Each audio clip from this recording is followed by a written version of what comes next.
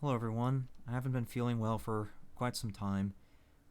Today is one of the rare days that I actually have energy, so I want to expend it on a recording to help others with Satisfactory. It is an interesting game, but it's unfortunately frustrating because there is a lack of information or resources in terms of like how do you actually play this game.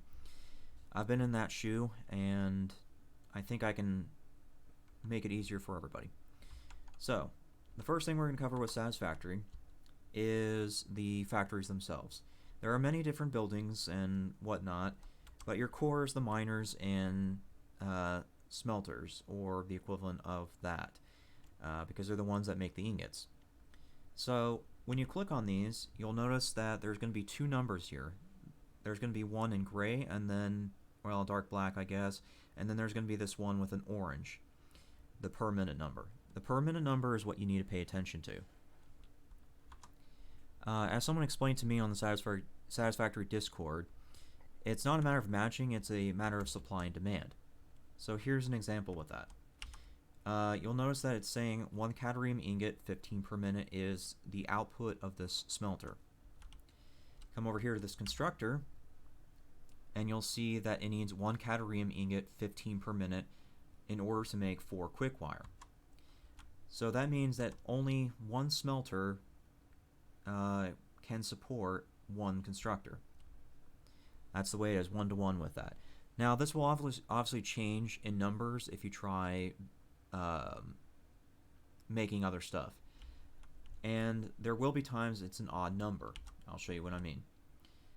Way over here, we have this big building right here, which is supposed to be making my quick wire computers.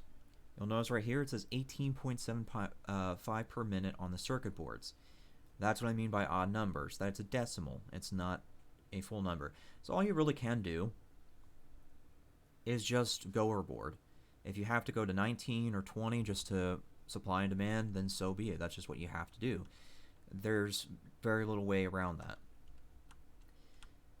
But that's the basics of building this. Now, when it comes to making something as involved as computers, you're going to need a lot of space. So you notice I have this huge, flat, grassy plain over here to work with for that reason. So what it boils down to is planning for the numbers and planning for the space.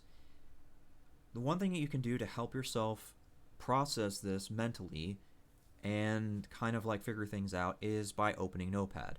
What I will do anytime that I have to change a factored line or just change an old factored line like what I'm trying to do here, I will type everything that I need in Notepad. I'll break it down by each resource that's needed, how much it needs per minute, and then I will try to do something to work with that. Notepad's your best friend. Now, let's go ahead and cover the websites real quickly, because this is where I've noticed a ton of mistakes. There are websites to help you calculate for this kind of stuff. The problem with those websites is they aren't good. One of the numbers that you'll see here on the buildings page, or GUI, or whatever you want to call it, is the efficiency rating. It's this bar graph right here next to the stopwatch looking thing. You want this to be at least 60% or higher to ensure that you're maintaining a constant flow of whatever you're trying to make. Anytime I tried to work with those calculators on the websites, I never could achieve greater than 60%. It's not exactly the best at planning, unfortunately. So yeah, keep that in mind. Kind of related to building, I want to cover FPS. Now, the way Satisfactory works is the game tries to process what it can see. So for example, you'll notice that this extremely long line of conveyor belts going all the way to these smelters is coming from that miner way in the distance. Now, if I didn't have these walls here, the game would see this line of conveyor belts right here, meaning that the FPS would go down because the game is able to see those conveyor belts. So by covering it up with this wall, I've effectively increased my FPS. It's a weird quirk of this game, but it's one that I would pay attention to, especially if you're on a system that does not have good specs. Unfortunately, with Satisfactory, it takes more video card usage than it does CPU by a pretty significant factor. I fluctuate on this computer frequently, but I usually see my video card between 80% and 90% use. I have an RX 480, 4GB in this PC. My CPU is an AMD 2700X. I normally don't see anywhere above 35% CPU use. So as you can see, video card is the most used out of this. As such, you want to lower the settings and do your best to cover up the things that you're doing here, because that's the way you improve your FPS. Plus, it's not like you want to do it anyways. You'll notice that these particular walls have like these poles that stick out for connecting conveyor belts. So in the process of covering up this conveyor belt, I'm also ensuring it has a way to connect all the way out here.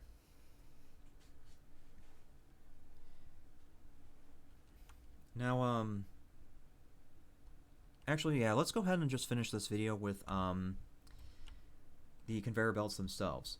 Knowing the numbers is one thing for these buildings. The other is paying attention to the conveyor belts themselves. What you want to do, especially if you have a lot of buildings trying to be fed by like this one miner, for example, you need to pay attention to how much of this ore is going into the smelters. If you start seeing it fall behind on any one of these, there's 10 here in total, then that means you have to change the belts. So you'll notice that I have Mark V conveyor belt going from the miner to that splitter way back there. And then all the way down this line is Mark V's until we get to right here. This is where I noticed my smelters were falling behind, was the ones all the way in the back here. So in order to correct that, I had to use Mark V's from the splitter to the smelter, in addition to the one line of Mark V's that's going between the splitters. The other ones, the other smelters over here, they only have Mark III conveyor belts. That's because they're perfectly fine on Mark III. I didn't need to do Mark V's for those. On the opposite side, it looks almost the same. I have 10 constructors to 10 smelters. You'll notice that between the smelters is Mark III's, but for the mergers, I have Mark V belts going all the way from the back over there all the way up to here, where I plan to connect this to the buildings eventually. If I remember right, the Satisfactory Discord said that this 780 resources per minute equates to 46 kilometers per hour. That means it can go as fast as a truck at half speed, roundabout. While that number is interesting to know, it can help, but what really helps is paying attention to the factors. If you just sit up here on top of one of your mergers or splitters and just watch as materials or products go through, you'll notice when it starts to fall behind. The second you notice it starting to fall behind is the second you need to take action and fix the belts, as I've said. Yeah, so that's kind of like a quasi-building mathematic thing, because it is something that does kind of require math to understand and keep up with, but ultimately you don't have to know that. Just watch the belts, assuming that you want to do that, but whatever. Anyways, yeah, that's the most that I have on this front. If you have any questions, just post them in the comments and I'll try to respond to them. Thanks for listening.